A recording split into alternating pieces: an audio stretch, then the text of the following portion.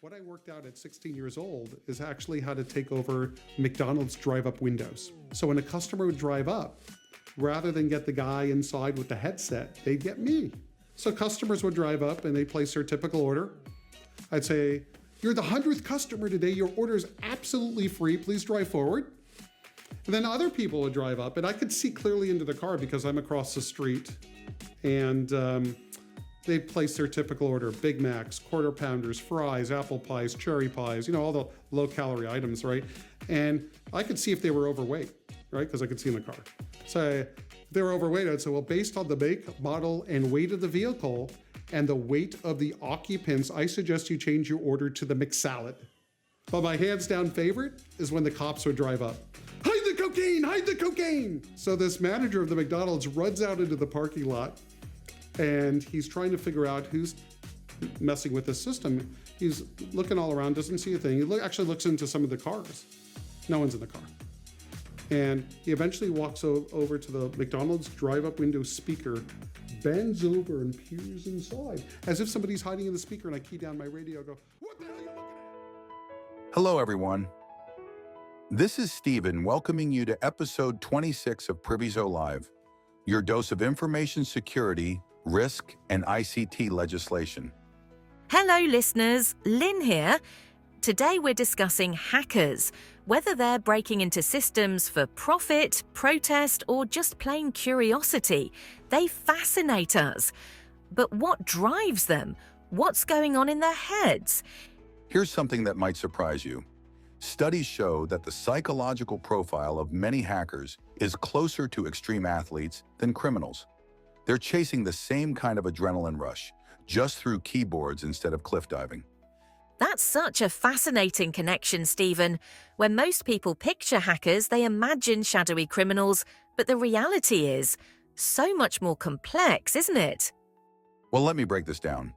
We're looking at this incredibly diverse community, from black hat cyber criminals to white hat security experts. Recent psychological studies show that many hackers score unusually high on traits like openness to experience and conscientiousness. You know what's really interesting about that?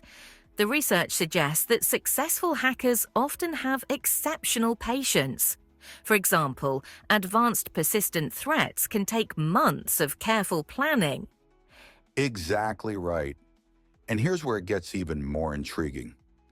According to the journal Cyber Psychology, many hackers show this unique combination of methodical planning and thrill-seeking behavior. It's like they're puzzle solvers who need an adrenaline fix. So I was probably around 9 years old when I first got access to a computer. Later on in life, I would say maybe 12, 13 years old, joining a hacking group. They were paying, $9 per sale. We would just start randomly mailing hundreds of thousands or 1 million people. So we would combine hacking methodology and affiliate marketing. And then you would send the email, and if they buy it, you're getting a commission on it. Yes, and the commission structure would be set up differently depending on what you're doing. So what's the most money you ever made on one of these affiliate marketing email campaigns? Without going into the specific details of what and how, I would say 30,000 in a day. 12 or 13 years old? Probably 13, yeah. So when it's happening at 13 years old, what money is that? What account is that money going into? I had a PayPal account that got banned, and then my mom's. That reminds me of some research about the dopamine response in hacking. The rush from cracking a complex system can trigger the same reward pathways as extreme sports. And speaking of motivation, let's talk about the power dynamic. When someone successfully hacks a system, they're not just solving a puzzle, they're proving they can outsmart sophisticated security measures. Studies show this need for autonomy and dominance is especially strong in younger hackers. That's exactly what we see with groups like Anonymous, right? They're not typically motivated by money. It's about making a statement against authority. Well, that brings up an interesting point about hacktivist psychology.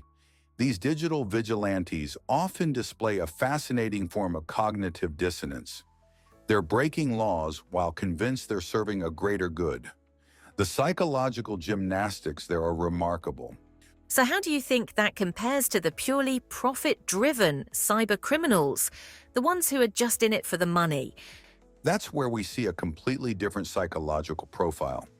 Research indicates these individuals often score high on measures of Machiavellianism and show significantly lower empathy.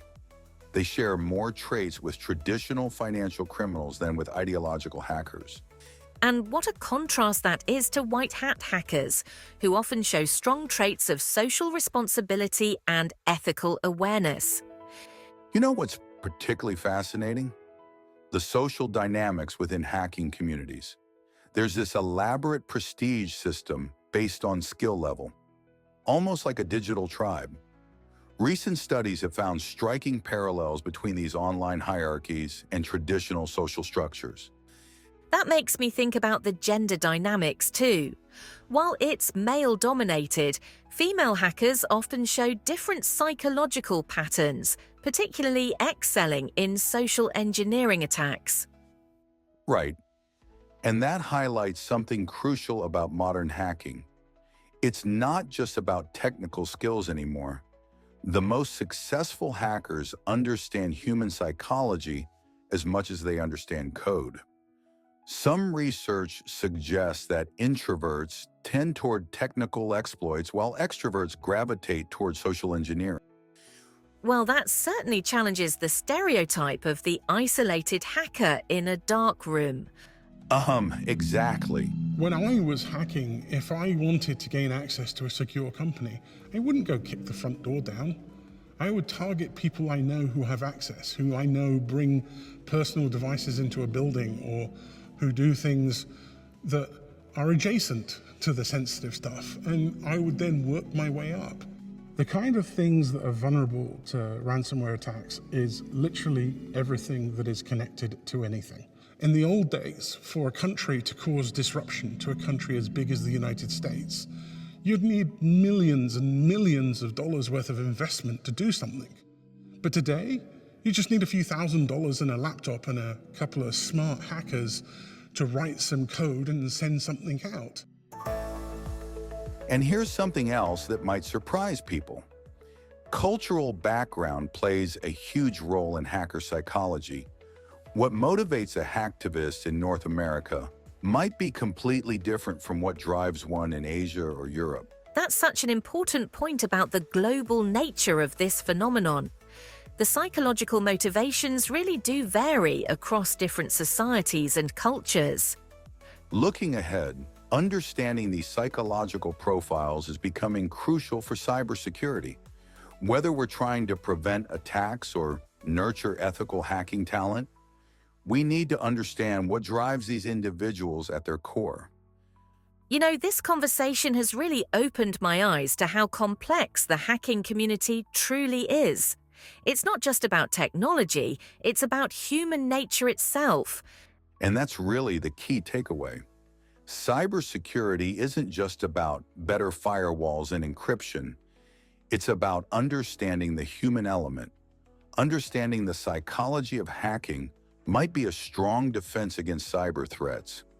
So, to wrap this up, are hackers merely misunderstood geniuses, or are we encountering a mix of heroes, villains, and thrill-seekers? I'd say it's all of the above, Lyn. The hacking community's psychological profile is a kaleidoscope. Curiosity, rebellion, power, ethics, and ego all swirl together. What unites them is their drive to push boundaries, whether for good, bad, or just because they can. It's a reminder that the human mind is as complex as the systems they hack.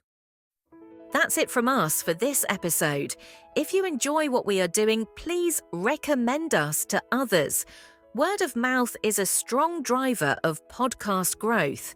If you want to hear more of the same, don't forget to subscribe or like our channel to receive future episodes. You can find us on all major podcast channels, including Apple, Samsung, Spotify, iHeartRadio, and YouTube. As always, this is sponsored by Priviso Consulting, your partner when trust matters. Until next time, Stay safe.